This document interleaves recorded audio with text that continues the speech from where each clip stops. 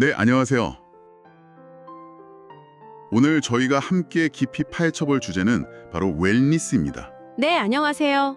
이게 요즘 그냥 유행어처럼 쓰이기도 하는데 사실 그 이상의 의미가 있잖아요. 맞습니다.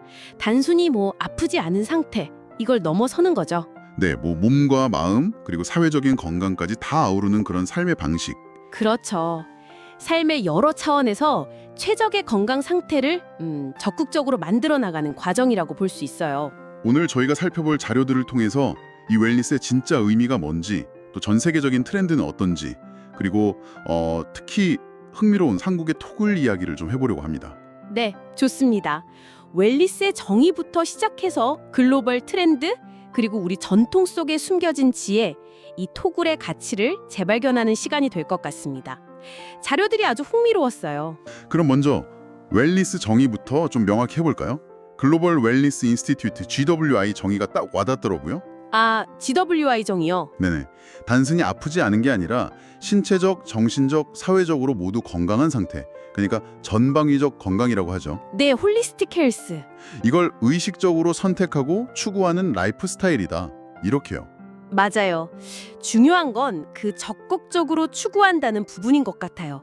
수동적인 상태가 아니라 능동적인 선택과 실천. 그리고 그 전방위적이라는 범위도 생각보다 훨씬 넓더라고요. 그렇죠. 신체 건강은 기본이고 정신, 감정, 영적인 부분, 사회적인 관계, 심지어 환경까지. 와, 정말 포괄적이네. 네, 예전에는 주로 이제 신체 건강에만 좀 집중했다면 지금은 이 모든 요소들의 균형 그리고 만족감 이걸 스스로 만들어 나가는 훨씬 적극적인 개념으로 발전한 거죠. 그렇군요. 이런 웰니스를 추구하는 방식 중 하나로 웰니스 여행이 요즘 많이 뜨고 있더라고요. 아, 맞아요. GWI에서도 올해 트렌드로 꼽았죠. 웰니스 플러스 여행. 이게 그냥 우리가 보통 생각하는 휴가랑 좀 다른 거죠. 자료에 보니까 프랑스 프로방스 라벤더 밭이나 교토 사찰에서 명상하는 거 이런 예시가 있던데. 네, 핵심은 의도성에 있어요. 단순히 쉬는 걸 넘어서 몸과 마음의 건강을 개선하려는 뚜렷한 목적을 가지고 떠나는 여행이죠. 아, 목적 자체가 웰빙에 맞춰져 있는. 그렇죠. 예를 들면 아이슬란드의 그 지열 스파, 블루 라군이나 스카이 라군 같은 곳, 아니면 이탈리아 토스카나 온천처럼 자연 속에서 치유를 얻는 경험들. 듣기만 해도 뭔가 건강해지는 느낌인데요. 네, 이런 여행이 실제로 스트레스 해소나 정신적인 명료성 증진, 또 건강한 습관 형성 같은 실질적인 이점을 준다고 해요. 어떻게 보면 자기 자신에게 투자하는 시간인 셈이죠. 해외 사례도 참 흥미로운데 저는 자료 보면서 한국에도 정말 독특한 웰니스 공간이 있다는 점이 눈에 띄었어요. 바로 토굴이요. 아, 토글. 네네. 사실 저도 그냥 김치나 젓갈 같은 거 보관하는 곳 이 정도로만 생각했거든요. 근데 그게 아니더라고요. 맞아요. 흔히 그렇게 생각하기 쉬운데 토굴은 사실 인류 최초의 주거 형태인 동굴에서 유래했고 또 경주 석빙고처럼 아주 과학적인 구조를 가지고 있어요. 과학적인 구조요? 네, 중요한 건 그 토굴 내부 환경인데요. 외부 날씨랑 상관없이 연중 온도가 거의 일정해요. 한 15도에서 17도 사이로요. 와, 자연적으로요? 네, 그리고 습도도 굉장히 높습니다. 거의 90%에 가깝게 유지가 돼요. 아니, 특별한 장치 없이 그게 어떻게 가능하죠? 그게 바로 땅의 힘, 자연의 원리인 거죠.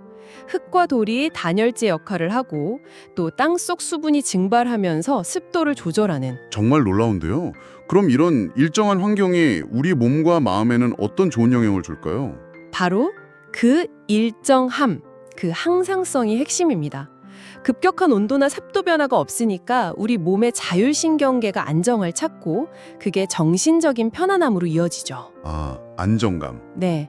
그리고 수면의 질 향상에도 도움이 될 수 있고요. 또 높은 습도는 호흡기 건강에 좋고 건조함 때문에 생기는 스트레스도 줄여줄 수 있습니다. 듣고 보니 정말 자연 친화적인 치유 공간이네요. 그렇죠. 그리고 또 하나 주목할 점은 에너지 효율이에요. 이런 자연 원리를 이용하니까 일반적인 건물에 비해서 냉난방 에너지가 거의 90% 가까이 절약된다고 합니다. 90%나요? 와, 이건 지속 가능한 웰니스라고 할 수 있겠는데요? 정확합니다.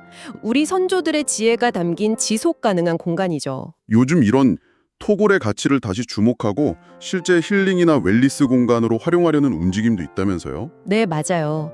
예를 들어서 2025년에 전라북도 고창에서 토굴 발효 체험 프로그램 같은 걸 준비 중이라고 하더라고요. 오, 토굴 발효 체험이요? 네, 토굴의 그런 자연 치유 효과랑 친환경적인 특성을 살려서 뭐 명상 공간이나 아니면 발효 음식 체험 같은 웰니스 프로그램으로 개발하려는 시도들이 늘고 있어요. 되게 흥미로운데요. 잊혀가던 전통 공간이 현대적인 웰니스 트렌드랑 만나는 거잖아요. 그렇죠. 이게 단순히 전통을 보존하는 걸 넘어서 새로운 관광 자원이 될 수도 있고 또 지역 경제에도 기여할 수 있는 잠재력이 크다고 봅니다. 어쩌면 가장 한국적이면서도 효과적인 웰니스 자원이 될 수 있겠죠. 오늘 이렇게 쭉 이야기를 나눠보니까 웰니스라는 게 정말 한마디로 정의하기 어려운 아주 다면적인 개념이라는 생각이 드네요. 네, 맞습니다. 그리고 그걸 추구하는 방식도 정말 다양하고요.